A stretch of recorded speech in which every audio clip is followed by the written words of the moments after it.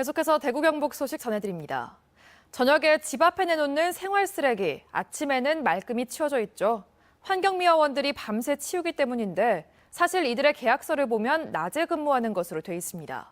실제 근무와 계약서가 따로 노는 환경미화원 처우 문제, 윤영균 기자가 집중 취재했습니다. 저는 지금 대구시 달서구에 있는 쓰레기 소각장 앞에 나와 있습니다. 지금 시각은 2시 반 정도 됐는데요. 보시는 것처럼 이렇게 생활 폐기물 수거 차량 10여 대가 소각장 문이 열리기를 기다리고 있습니다.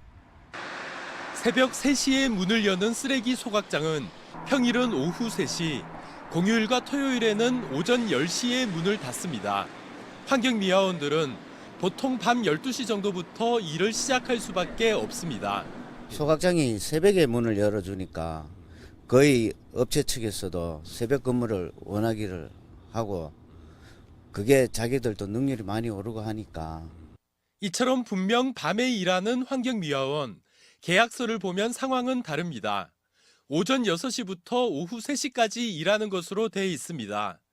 밤에 일하면 야간 수당을 더 줘야 하지만 서구와 남구, 북구에서는 통상 시급의 1.5배에 해당하는 야간 수당을 지급하지 않습니다. 밤에 일하다 보니 안전사고가 많습니다. 대구 북구에서는 지난 2016년 5월 환경미화원이 음주 차량에 치여 다친 데 이어 지난해 12월에는 또 다른 환경미화원이 음주 차량에 치여 숨졌습니다. 두 사고 모두 새벽 3시에 일어났습니다. 비 오는 날 차가 들어오는 바람에 우리가 찡길 뻔한 적도 몇 번 있었습니다.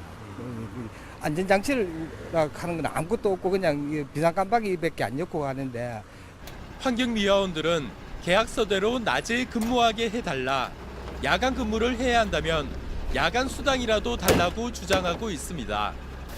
환경미화원 2명은 이렇게 용역회사에 요구하다가 노동청에 진정을 냈고 정직 3개월과 감봉 1개월 징계를 받았습니다. 보통 서너 명이 한 조로 일하지만 감봉 처분을 받은 26년 차 환경미화원은 5톤 청소차 운전과 수거, 운반을 혼자 하고 있습니다.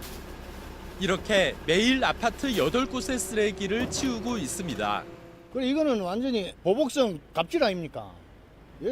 뭐 이런 회사가 다 있습니까? 이건 아니잖아요. 일을 시켜도 어느 정도 해가 일을 시켜야 되지. 혼자 이거 일하도 안 되면 나가라 하는 것밖에 더 됩니까? 환경미화원 노동조합은 이런 일의 원인을 불투명한 계약 때문으로 보고 있습니다.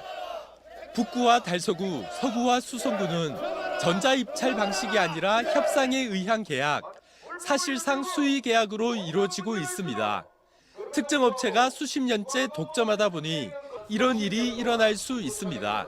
특정 업체에게 계속 밀어주기를 하다 보니 낙찰률을 높이 책정을 합니다. 95%에서 어떤 데는 뭐 낙찰 100%도 있습니다.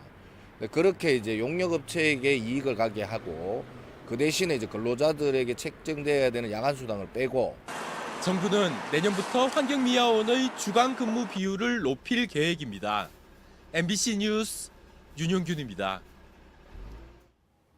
여러분, 변사 기억하십니까? 무성영화 시대 영화의 소리를 입히고 감동을 전하면서 관객과 울고 웃던 변사. 대구문화방송이 시리즈로 보내드리는 영상 기록, 오늘은 10번째로 무성영화 시대의 최고의 엔터테이너 변사의 명맥을 이어가는 이 시대 마지막 변사를 소개합니다.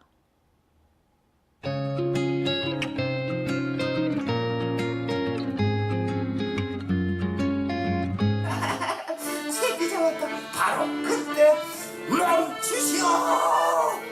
애고 저게 누구냐? 아, 호련히 나타난 형부. 과연 뭘까? 우와, 꼴다가. 아이고, 나가주지. 집에 꼴다가 넘어가냐. 낙강을 하사. 저도 보고 싶었어요. 참, 영희를 위해 준비한 소리야. 아, 그 시절에 과연 무슨 선물일까? 바로 코티브. 불란서 집수리 코티브. 관객의 길을 변사가 받아요. 받아서 또 영화의 길을 변사가 받아서 관객에게 전달해줘요. 그런 중간에 가교 같은 또 맛소금 역할을 하기 때문에 아리랑 아리랑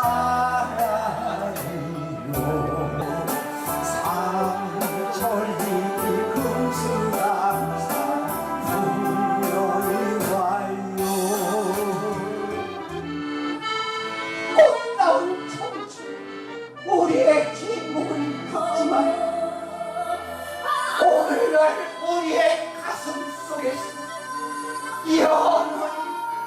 영원히 함께할 것입니다. 대구시와 경상북도가 내년도 국비 확보에 빨간불이 켜지자 지역 국회의원들에게 협조를 요청합니다. 대구시와 경상북도는 내일 서울에서 민선 7기 출범 이후 처음으로 지역 국회의원과 예산협의회를 엽니다. 권영진 대구시장과 이철우 경북도지사는 국회의원들에게 국비 확보에 초당적인 협조를 요청하고 국회 심의 과정에서 필요한 국비를 추가로 확보하기 위한 대응 방안을 논의합니다. 특히 도청 이전터 개발과 조야 동명간 광역도로 건설, 안심 하양간 복선 전철 건설 등 대구시와 경상북도의 공동 발전을 위한 사업에 적극적인 협조를 부탁할 계획입니다. 어젯밤 9시쯤 대구시 북구 북현동에서 아우디 승용차가 앞서가던 포터트럭을 추돌한 뒤 중앙 분리대를 넘어가 맞은편 화물차 등 차량 2대를 잇따라 들이받았습니다. 이 사고로 화물차 운전자 등 3명이 다쳐 병원으로 옮겨졌고 사고 처리 여파로 일대 교통은 극심한 혼잡을 빚었습니다. 경찰은 운전자와 목격자 등을 상대로 정확한 사고 경위를 조사하고 있습니다. 추석을 앞두고 과일은 추석 6일에서 8일 전에 싸게 살 수 있는 것으로 분석됐습니다. 한국농수산식품유통공사 대구경북지역본부는 지난 10년 동안 쌓인 추석 성수기 가격을 분석해 부류별 구매 적기를 전망했습니다. 소고기와 돼지고기는 추석 4일에서 6일 전, 명태는 5일에서 7일 전 사는 것을 권장했습니다. 채소류는 추석을 앞두고 3일에서 5일 전에 구매해야 저렴하게 살 수 있다고 밝혔습니다. 대구시와 대구자동차 전문 정비사업조합은 추석을 앞두고 비사업용 자동차를 무상으로 점검해줍니다. 이달 18일 오전 10시부터 오후 4시까지 대구 8개 구군별로 지정된 장소에서 자동차 정비사가 차량 안전 점검을 해줍니다. 엔진오일과 브레이크오일, 냉각수와 워셔액을 무상으로 보충해주고 각종 전구 등 소모성 부품도 일부는 무상으로 교환해줍니다. 안전운전을 저해하는 철제 범퍼나 안전 규정에 적합하지 않은 불법 부착물도 제거해주는데 점검 장소는 대구시 교통과에 문의하면 됩니다. 추석 연휴 기간 동안 울릉도를 찾는 귀성객들은 여객선 요금을 30% 할인받게 됩니다. 30일까지 요금 할인을 하는데 대상은 주민등록지가 울릉군이거나 울릉군의 4촌 이내에 친인척이 있는 귀성객입니다. 배표를 사전에 예약한 뒤 오는 20일까지 울릉군 홈페이지를 통해 여객선 운임 할인 신청을 하면 됩니다. 환경오염 논란이 일고 있는 포항시 양덕동의 바이오매스 발전소 공청회와 관련해 포항환경운동연합이 반대 성명을 냈습니다. 환경운동연합은 포항시가 공청회 날짜를 공청회 임박해서 뒤늦게 알리는 바람에 주민들의 알 권리를 제대로 충족하지 못하는 졸속 공청회가 됐다며 이번 공청회는 무효라고 주장했습니다.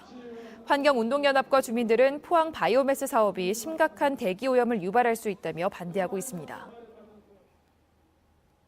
대구시 교육청은 생활이 어려운 가정에 3억 9천만 원의 예산으로 컴퓨터 450대를 설치해줍니다. 초등학교 3학년부터 중학교 3학년 자녀를 둔 국민 기초생활 생계의료급여 수급자가 가정 가운데 소득 인정액이 낮은 순으로 450가구를 선정합니다. 인터넷 통신비와 유료로 제공하는 유해정보 차단 서비스 비용도 함께 지원합니다. 남부지방산림청 영덕 구규림관리소는 추석 성묘객의 편의를 위해 이달 말까지 임도를 개방하기로 했습니다. 개방하는 임도는 차량 진입이 가능해 성묘객들이 쉽게 접근할 수 있습니다. 영덕 구규림관리소는 그러나 임도의 폭이 좁고 위험한 구간이 많은 만큼 안전에 유의하고 쓰레기를 버리거나 임산물을 채취하지 말 것을 성묘객들에게 당부했습니다.